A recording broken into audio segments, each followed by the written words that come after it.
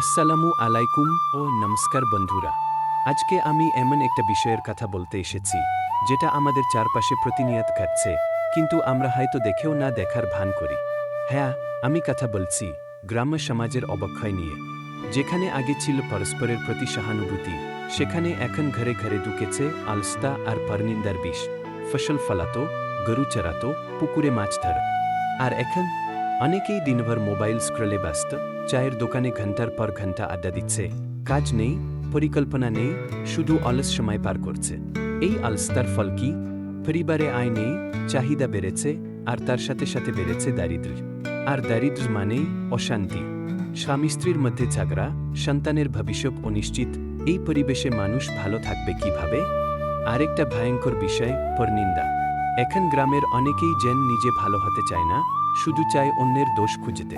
কে কি করছে, কে কোথায় যাচ্ছে, কার ছেলে কত টাকা আয় করছে, সবাই ব্যস্ত এসব নিয়ে।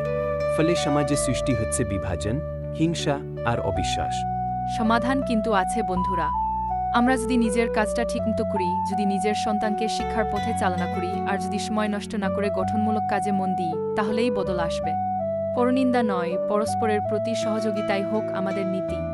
চলো আমরা সবাই মিলে আবার সেই পূর্ণ গ্রাম বাংলাকে ফিরিয়ে আনি, যেখানে থাকবে কাজ, শিক্ষা, ভালোবাসা আর বন্ধনের মধুরতা।